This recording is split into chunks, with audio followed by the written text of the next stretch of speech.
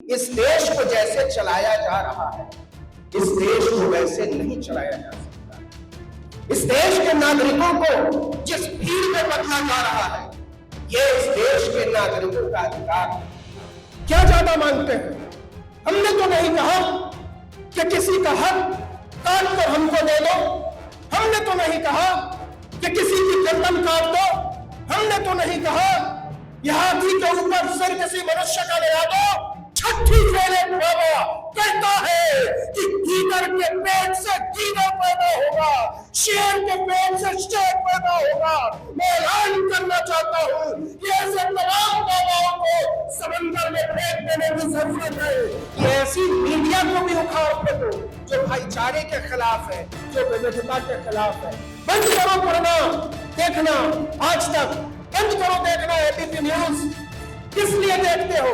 गालियां सुनने के लिए, जहां एंकर बैठकर खुलेआम दलितों, पिछड़ों और आदिवासियों के खिलाफ बातें करता है। और एक घटना का जिक्र मैं यहां करना चाहता हूं। उनके चेहरे पर पेशाब करता है। वो गोली सिर में मारी गई थी कि एक कठिन वक्त में हम बात कर रहे हैं सामाजिक न्याय की। और यह कठिन वक्त क्यों है? यह कठिन वक्त इसलिए है कि जो लड़ाई लगभग 100 बरस से लड़ी जा रही है, वो लड़ाई आज ज्यादा शिद्दत से लड़ने की जरूरत हमको क्यों महसूस हो रही है? क्यों हम बार बार कह रहे हैं कि इस देश को जैसे चलाया जा रहा है, इस देश को वैसे नहीं चलाया जा सकता है। इस देश के नागरिकों को जिस भीड़ में बदला जा रहा है, यह इस देश के नागरिकों का अधिकार नहीं है। इस देश के नागरिकों का अधिकार है शिक्षा, इस देश के नागरिकों का अधिकार है स्वास्थ्य, इस देश के नागरिकों का अधिकार है बराबरी, न्याय। और सारी लड़ाई वहीं पर है। और हम जब इतने साल के बाद यहां पहुंचते हैं तो क्या देखते हैं? हम देखते हैं कि बाबा देश चला रहे हैं। कुछ लफंगर किस्म के बाबा इस देश को चलाने की कोशिश कर रहे हैं और इस देश के चलाने वाले बाबाओं में तब्दील होते चले जा रहे हैं। इस साजिश को समझना पड़ेगा, इस गठजोड़ को समझना पड़ेगा। यह गठजोड़ किस बात के लिए है? यह गठजोड़ हमको कहां ले जाना चाहता है? शिक्षा, स्कूल, कॉलेज, अस्पताल, इसकी मांग से बाहर खींचकर हमें क्यों खड़ा किया जा रहा है? मंदिरों के सामने क्यों खड़ा किया जा रहा है? किसी मठाधीश के सामने क्यों खड़ा किया जा रहा है? बाबाओं के सामने। क्या आप कल्पना कर सकते हैं कि खुलेआम 2025 में मथुरा में बैठा हुआ छठी फेरे बाबा कहता है कि गीदड़ के पेट से गीदड़ पैदा होगा, शेर के पेट से शेर पैदा होगा। मैं ऐलान करना चाहता हूं कि ऐसे तमाम बाबाओं को समंदर में फेंक देने की जरूरत है, जो हमारे समय की औरतों को गाली देते हैं, जो गाली देते हैं इस देश की 80% आबादी को। अगर इस देश में कोई बाबा चलाएगा तो केवल हमारा बाबा साहब डॉक्टर भीमराव अंबेडकर चलाएगा। इसके अलावा तमाम बाबाओं को समंदर में फेंकने की जरूरत है। तुम्हारी हिम्मत कैसे होती है? तुम्हारी हिम्मत कैसे होती है हमारी औरतों को गाली बकने की? ये हिम्मत इसलिए होती है कि आपको पता है सत्ता ऐसे ही चलती है। आपको पता है कि इस देश को ऐसे चलाया जाना है।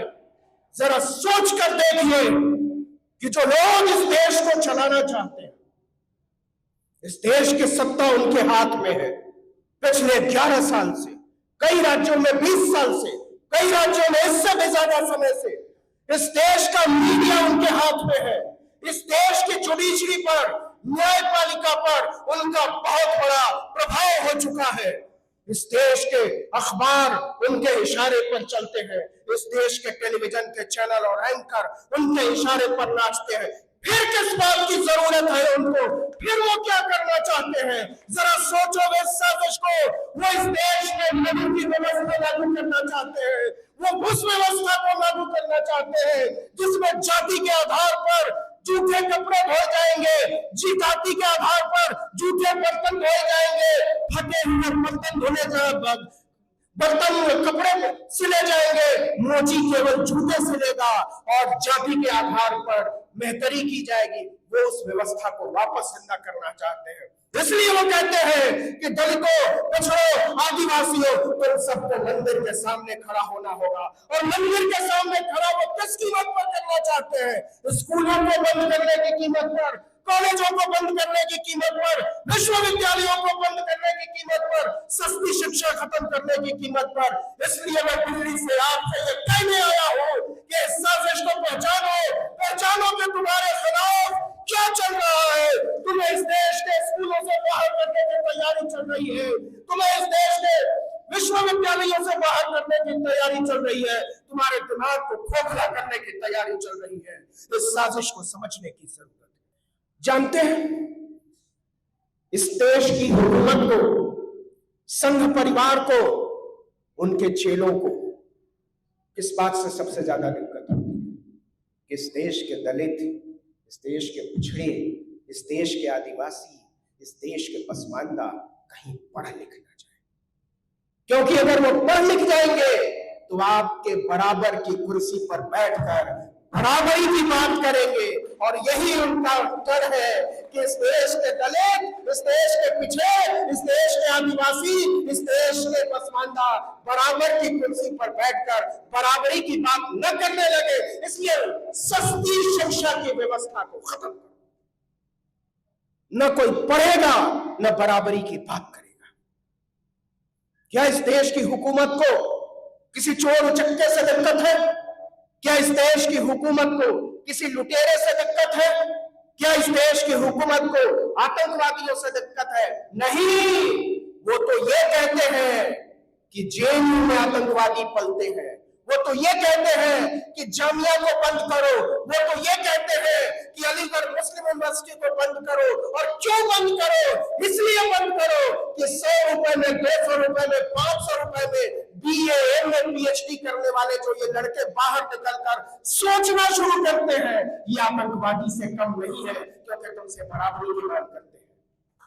और आज महामना बीपी मंडल को याद करते हुए मैं मांग करना चाहता हूं कि इस देश की सरकार को, हमको और आपको मिलकर इस बात के लिए मजबूर करना होगा कि जिस दिन तक इन तमाम प्राइवेट संस्थानों के दरवाजे उसी फीस स्ट्रक्चर में हमारे दलितों के लिए, पिछड़ों के लिए, आदिवासियों के लिए, पसमानदा के लिए खोलना पड़ेगा। और नहीं तो सरकार को इस बात की गारंटी लेनी पड़ेगी कि इस तबके के बच्चों की फीस सरकार भरेगी, और नहीं तो इन तमाम प्राइवेट हायर एजुकेशन इंस्टीट्यूशंस के दरवाजे तोड़ दिए जाने चाहिए। आप साफ साफ क्यों नहीं कहते?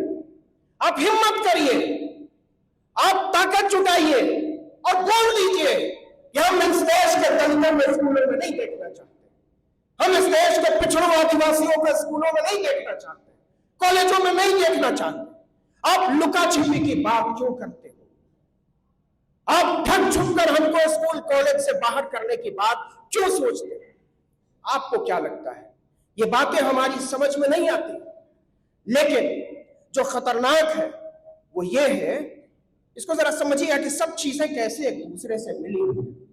आप सरकारी स्कूल, अच्छा ये बात आपकी एकदम बेसिक कॉमन सेंस की बात है। इस देश की आबादी पिछले 10 साल में लगभग 20 करोड़ बढ़ी, एक मोटे अनुमान के आधार पर, क्योंकि महामानव ने सब कुछ कराया है, केवल जनगणना नहीं कराई, और जाति जनगणना के तो नाम से भी हाल तक डरते थे। तो वो आबादी बढ़ रही है, स्कूल बंद हो रहे हैं, सरकारी कॉलेज बढ़ नहीं रहे, और प्राइवेट स्कूल और कॉलेज एकदम सुरसा की तरह बढ़ते चले जा रहे हैं। आप सरकार की अपनी रिपोर्ट है कि सरकारी स्कूलों में बच्चों का एनरोलमेंट तेजी से नीचे गिरा है।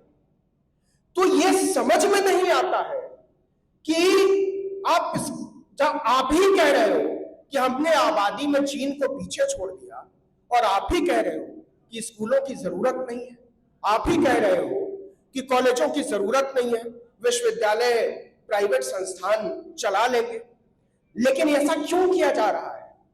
पहले आपसे छीना जाएगा कि आपकी शिक्षा इतनी महंगी कर दी जाए कि आप स्कूल तक ना जा पाए, फिर कॉलेज ना जाए, फिर विश्वविद्यालय में जाए, और जब आप पढ़ेंगे नहीं तो रोजगार की मांग कैसे करेंगे? तो आप रोजगार की मांग ना करें तो किन लोगों के हाथ में रोजगार आएगा? वो जिनके पास डिग्री होगी, और डिग्री किसके हाथ में आएगी? जिनके पास पैसा होगा, और पैसा किन लोगों के पास है? उन तबकों के पास जिन लोगों ने हमको समता, न्याय और बराबरी से आज तक झुका रखा है, महरूम रखा है। इस साजिश को समझना पड़ेगा, और समझना इसलिए पड़ेगा कि अंगूठा काट लेने वाले लोग हमको अंगूठी पहनने की सलाह दे रहे हैं। वो बता रहे हैं कि सभ्यता क्या है, वो बता रहे हैं कि संस्कृति क्या है। अरे कैसी बात करते हो साहब, देख लीजिए लकीर बड़ी साफ है, कोई इधर की बात नहीं, कोई उधर की बात नहीं। इस देश की सड़कें हमने बनाई है, जूठे बर्तन हमने धोए हैं, फोकट में हजामत हमने बनाया है, मालिश और बेगार हमने किया है, फसलें हमने उगाई है, पहाड़ हमने खोदे हैं। ये देश हमारा है, और इस देश में अगर रहना है तो हमारे कायदे से रहना होगा, और हमारा कायदा बहुत साफ है, बहुत सीधा है, बहुत साधारण है। समता, न्याय, बंधुत्व। क्या ज्यादा मांगते हैं? क्या ज्यादा मांगते हैं? हमने तो नहीं कहा कि किसी का हक काट कर हमको दे दो, हमने तो नहीं कहा कि किसी की गर्दन काट दो, हमने तो नहीं कहा कि हाथी के ऊपर सिर किसी मनुष्य का लगा दो। हमने हमेशा अंधविश्वासों के खिलाफ अपनी भुजाओं से लड़ाई लड़ी है, अपने विवेक से लड़ाई लड़ी है, अपनी बुद्धि से लड़ाई लड़ी है। उस बुद्धि को पहचानो, अपने इतिहास की तरफ देखो और सोचो कि जिन लोगों ने आज का दिन हमारी हथेली में दिया है, उन लोगों ने कितना लंबा संघर्ष किया है, कितनी लड़ाइयां लड़ी है, कितना ताना झेला है, सड़कों पे रहे हैं, क्लासरूम से बाहर रहे हैं, तब जाकर हमको पढ़ने, लिखने और सोचने का अधिकार मिला है। इसलिए मेरे दोस्तों, मेरे बुजुर्गों, मेरी माओ, मेरी बहनों, मैं सिर्फ एक बात कहना चाहता हूं, और वो बात ये कहना चाहता हूं कि इसके पहले कि हालात हमारे हाथ से बाहर निकल जाए, इसके पहले कि आने वाली नस्लें हमें सवालों के कटघरे में खड़ा करते हैं और हमसे पूछे कि जब स्कूल बंद हो रहे थे तुम कहां थे, हमसे पूछे कि जब कॉलेज बंद हो रहे थे तुम कहां थे, जब सरकारी अस्पतालों पर प्राइवेट साइन बोर्ड लगाए जा रहे थे तब तुम कहां थे, तब हम कह सके कि हम कटिहार के किसी हॉल में बैठकर तुम्हारे हक की बात कर रहे थे। ये जो धीरेन्द्र शास्त्री है, ये लंपट लाल, ये 5वीं भी पास है कि नहीं गारंटी के साथ नहीं कहा जा सकता है। ये आचार्य है, ये अनिरुद्धाचार्य है, गुंडा मवाली, जो औरतों के बारे में घटिया बातें करता है, तकियानुसी बातें करता है। वो खुद ही कहता है कि मैं पढ़ा लिखा नहीं, मैंने तो छठी में पढ़ाई की। ये सब आचार्य बने फिरते हैं, और हम जो बीए करके, एमए करके, पीएचडी करके विश्वविद्यालयों में बरसों बरसों खपाकर कह रहे हैं कि हमको हमारा हक दे दो, वो कहते हैं नहीं, आकर हमारे पैर दबाओ, हमारे जूते उठाओ, हमारी पालकी उठाओ। इसलिए सबसे पहले तो इन बाबाओं को बाहर करने की जरूरत है। बाहर करने से मेरा आशय है अपने दिमाग से बाहर करने की जरूरत है, अपने दिल से बाहर करने की जरूरत है। ये दोनों चीजें एक साथ नहीं चल सकती। ये छोटा रिचार्ज नहीं चल सकता है।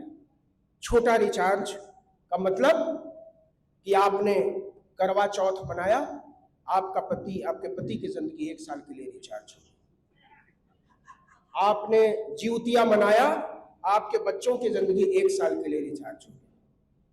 तो ये जो जिंदगी का छोटा रिचार्ज है ना, इससे मुक्त होने की जरूरत है। और बहुत मैं जानता हूं कि ये इतना आसान नहीं है, लेकिन ये करना पड़ेगा। आज नहीं करेंगे तो कल करना पड़ेगा, कल नहीं करेंगे तो परसों करना पड़ेगा, हम नहीं करेंगे तो हमारी आने वाली नस्लों को करना पड़ेगा, लेकिन करना तो पड़ेगा। हमसे कुछ कागज मांगे जा रहे थे, आपसे भी मांगा गया होगा। वो कह रहे हैं कि हमको सबूत चाहिए, आप हैं कि नहीं इस बात का सबूत चाहिए। उन्होंने मेरे पिताजी का भी सबूत मांगा। हद तो ये हो गई कि हमारे बूथ लेवल ऑफिसर ने मुझे फोन करके कहा कि आपके दादाजी का आधार कार्ड है। तो मैंने कहा कि आधार कार्ड आने से बहुत पहले वो दिवंगत हो गए थे, तो आप बताइए मैं क्या दूंगा, कुछ तो देना पड़ेगा। तो हमने उनसे पूछा कि आपके महामानव कुछ देने को तैयार है? उनके पास भी कुछ कागज है? वो तो कह रहे हैं कि हम बीए पास है कि नहीं इस देश के लोगों को जानने की जरूरत नहीं है। मतलब इस देश, अच्छा ये बहुत कमाल की चीज है। हम लोग जब पढ़ते हैं लिखते हैं तो हम खुद, हमारे माता पिता, हमारे आसपास के लोग फ्लॉन्ट करते हैं, इतराते हैं कि देखो मेरा बेटा बीए कर गया, मेरी बेटी एमए कर गई, पीएचडी कर गया, एमबीबीएस हो गया, इतराते हैं। हमको अकेला प्रधानमंत्री मिला है जो दुनिया को अपनी डिग्री बताने में शर्म महसूस करता है, उसको झिझक हो रही है, कदम नहीं हमको नहीं बताना, इसको 7 ताले में बता। ये मैं क्यों कह रहा हूं इसको समझिए। क्योंकि इस देश के प्रधानमंत्री ने इस देश के संसद में खड़े होकर कहा था कि हार्वर्ड वाले देखते रह गए और हार्वर्ड जीत गया। ये हार्वर्ड को गाली नहीं थी, ये उच्च शिक्षा को गाली थी, ये पढ़े लिखे लोगों को गाली दी गई थी, ये तौहीन की गई थी उन लोगों की जो सोचते हैं, जो समझते हैं, जो बात करते हैं, जो विचार करते हैं। इस देश की हुकूमत को, इस देश को चलाने वालों को सबसे ज्यादा डर किससे लगता है? इस देश की हुकूमत को सबसे ज्यादा डर लगता है बात करने वालों से, पढ़ने लिखने वालों से, सोचने वाले लोगों से, कविता लिखने वालों से, कहानी लिखने वालों से, किताब लिखने वालों से, विचार करने वाले लोगों से, भाषण देने वाले लोगों से। इसलिए डर लगता है क्योंकि इनको लगता है कि अगर इनकी कही हुई बातें 2-4 लोग भी मानने लगे तो इनकी जड़ें उखड़ते हुए देर नहीं लगेगी। इसलिए मैं आपसे कहने आया हूं कि इस हॉल में चाहे जितने लोग बैठे हो, लेकिन आप में से हर व्यक्ति 1000 के बराबर है। हो सकता है कि इस हॉल में 500 लोग दिखाई दे रहे हो, लेकिन मुझे इस हॉल में 500,000 लोग दिखाई दे रहे हैं। मुझे लगता है कि इस दुनिया में जितनी भी बुरी चीजें, जितनी भी खराब चीजें, चाहे वो युद्ध हो, चाहे वो झूठ हो, चाहे वो बेईमानी हो, चाहे वो मक्कारी हो, चाहे वो गंदी हवा हो, चाहे खिंची हुई तलवारें हो, चाहे दंगे हो, फसाद हो, इस सब के जिम्मेदार केवल और केवल इस दुनिया के मर्द हैं। और इस दुनिया में जितनी भी अच्छी चीजें हैं, साफ हवा हो, सुंदर घर हो, मनुष्यता हो, पहाड़ हो, हवा हो, पानी हो, प्यार करने और प्यार पाने की वजह हो, वो सिर्फ और सिर्फ औरतों की वजह से बची। इसलिए वक्त है कि इस दुनिया को औरतों के हवाले किया जाना चाहिए। हम बहुत ज्यादा देर कर चुके हैं, बहुत नाइंसाफी की है हमने औरतों से। ये जरूरी है कि हम बराबरी के अधिकार पर जल्दी से जल्दी औरतों को ले आए, क्योंकि जिस दिन औरतें हमारा हक छीनना शुरू करेंगी, अपनी हिस्सेदारी मांगना शुरू करेंगी, उस दिन इस दुनिया के मर्दों को तकलीफ ज्यादा होगी। अब सब लोग अपने आसपास देखिए और अपने बाजू में सोचिए कि आप में से जितने लोग यहाँ बैठे हुए हैं या बाहर हैं या जहां तक मेरी आवाज जा रही है, हमने अपने आसपास की औरतों को क्या अपने बराबर माना है? और नहीं माना है तो सामाजिक न्याय की लड़ाई में इसको भी जोड़ना पड़ेगा और पहली फुर्सत में जोड़ना पड़ेगा। एक आखिरी बात जो मैं कहना चाहता हूं वो ये है कि जिस लड़ाई के नाम पर हम और आप यहां जमा हुए हैं, जिस समानता, न्याय और बंधुत्व के विचार को आगे ले जाने के लिए हम और आप जमा हुए हैं, उसका मकसद ये है कि कोई ना कोई तो इसको छीनने की कोशिश कर रहा है, नहीं तो हम और आप यहां नहीं। और हम सबको लगता है ये छीना जा रहा है, तो कौन छीन रहा है? हम और आप तो छीन नहीं रहे। सरकार कहती है कि हम भी नहीं छीन रहे, समाज कहता है कि हम भी नहीं छीन रहे, ये बाबाओं का बाजार कहता है कि हम भी नहीं छीन रहे, तो छीन कौन रहा है? ये बड़ी शातिराना चीज है और इसको समझने के लिए आपको ज्यादा मशक्कत नहीं करनी पड़ेगी। 17 दिसंबर 2024 को भारत के संसद में इस देश के गृह मंत्री ने कहा, अंबेडकर अंबेडकर अंबेडकर अंबेडकर फैशन हो गया है अंबेडकर का नाम लेना। अगर इतना मन से तुमने भगवान का नाम लिया होता तो 7 जन्म सफल हो जाता। मैं ये कहना चाहता हूं कि हमको और आपको मिलकर, बाहर के लोगों को मिलकर यह ऐलान करना पड़ेगा कि किसी की हिम्मत नहीं होनी चाहिए अंबेडकर को फैशन बताने की, किसी को हिम्मत नहीं होनी चाहिए डीपी मंडल को फैशन बताने की, किसी की हिम्मत नहीं होनी चाहिए फैशन बताने की पेरियार और आपकी ये हिम्मत, आपकी इतनी हिम्मत कि आप बाबा साहब को फैशन बताकर और भारत में राजनीति करने की सोच भी कैसे सकते? कौन कह सकता है कि आज से 50 साल पहले हम और आप इसी तरीके से बैठ सकते थे? क्या मैं सोच सकता था कि आज से 50 साल में पहले इस तरीके से खुलकर आपसे बात कर पाता? संविधान जैसे जैसे जड़ पर उतर रहा है वैसे वैसे बौखलाहट बढ़ रही है। इसीलिए एक दृष्टिहीन बाबा, और दृष्टिहीन जब मैं कह रहा हूं तो आंख से नहीं कह रहा हूं, दिमाग से कह रहा हूं। वो दृष्टिहीन बाबा कहता है कि हमको मायावती जी को बहन जी कहने में दिक्कत होती है क्योंकि वो मनु को खत्म करने की बात करती है, हमको तो मनु वाली व्यवस्था चाहिए। ये कितने जातिवादी हैं, आपको अंदाजा है? ये देंगे हमको बराबरी का अधिकार? कहां हम मांगने जा रहे हैं? ये जो इसका नाम है, क्या नाम है, रामभद्राचार्य, ये आदमी पीएचडी है, यकीन नहीं करेंगे आप। ये कहता है, पीएचडी है, ये कहता है कि सरयू पारीण ब्राह्मण श्रेष्ठ होते और त्रिगुणायत, दीक्षित, पाठक सब ब्राह्मण। ये कहते हैं कि ये ब्राह्मण नीच होते। जो आदमी ब्राह्मणों में भी दूसरे गोत्र के लोगों को नीच मानता है, मैं उस शब्द का इस्तेमाल नहीं कहना चाहता जो दलितों के लिए उस आदमी ने इस्तेमाल किया। मुझे शर्म आती है और मुझे शर्म आती है इस बात पर कि भारतीय ज्ञानपीठ ने उस आदमी को पुरस्कार के लिए चुना। और एक घटना का जिक्र मैं यहां करना चाहता हूं।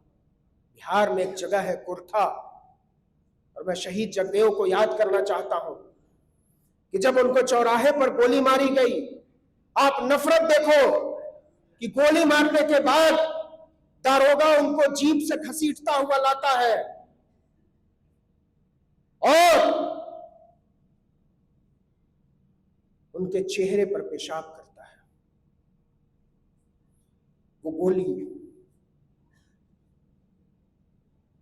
सिर में मारी गई थी। इसके अर्थ को समझो कि वो गोली शहीद जगदेव को सिर में क्यों मारी गई थी। छाती में मारने से भी वो मर सकते थे, पीठ में मारने से भी मर सकते थे, कहीं और मारने से भी मर सकते थे, लेकिन उस दारोगा ने शहीद जगदेव के सिर में गोली इसलिए मारी क्योंकि उसका इशारा था कि इस देश के दलितों, इस देश के पिछड़ों, इस देश के आदिवासियों, इस देश के पसमानदाओं, हम तुमसे सोचने का अधिकार छीन लेंगे, तुमको सोचने का अधिकार नहीं है। इसलिए उसने दिमाग में गोली मारी। और हम ऐलान करना चाहते हैं कि हम लड़कर झगड़ के संघर्ष करके अपने सोचने के अधिकार को जिंदा रखेंगे, हम अपने पढ़ने के अधिकार को जिंदा रखेंगे, हम जिंदा रखेंगे विचार करने के अधिकार को हम जिंदा रखेंगे, समानता, न्याय और बंधुत्व की लड़ाई लड़ने के अधिकार को। इसलिए मैं कहना चाहता हूं कि बचाओ ऐसे तमाम लोगों को, बचाओ जो तुम्हारे लिए सोचते हैं, ऐसे तमाम लोगों को बचाओ जो तुम्हारे लिए लिखते हैं, ऐसे तमाम लोगों को बचाओ जो तुम्हारे लिए कविताएं लिखते हैं, जो तुम्हारा इतिहास लिखने की कोशिश कोशिश कर रहे हैं, जो गढ़ने की कोशिश कर रहे हैं इस मुल्क का नया इतिहास। एक और बात जो मैं कहना चाहता हूँ कि इस दुनिया में पूरा इतिहास आक्रमणकारियों का इतिहास है, विजेताओं का इतिहास है, आक्रांताओं का इतिहास है। इस देश में, इस पूरी दुनिया में दलितों का इतिहास नहीं मिलता, इस पूरी दुनिया में कालों का इतिहास नहीं मिलता है औरतों का इतिहास। ऐलान करो कि हम लिखेंगे अपना इतिहास।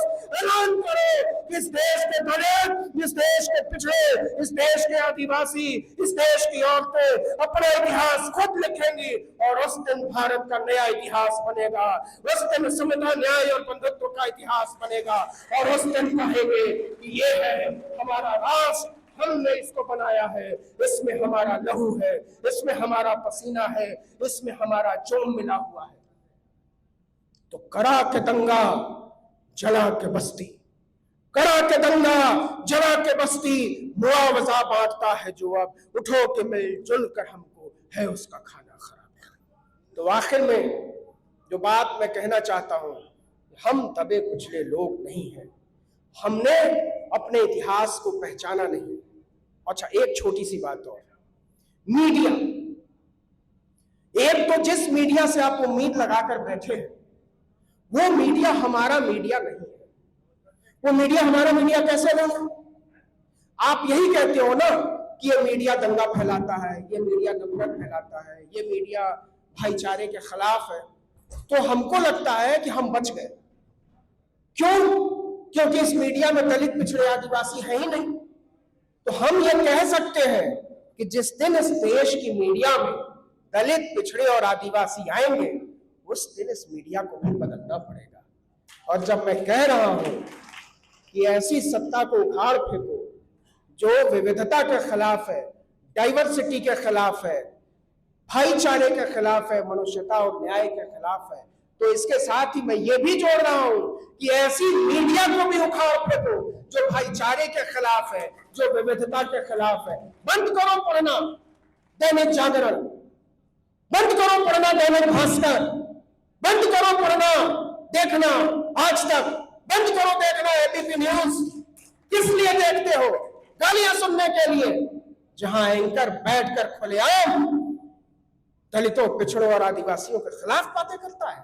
आने वाले 10 साल, 20 साल, 25 साल के हिसाब से, 50 साल के हिसाब से, 100 साल के हिसाब से एक मीडिया का ऐसा ढांचा खड़ा करना पड़ेगा जो वाकई विविधता वाला हो, जो समता, न्याय और बंधुत्व वाला हो।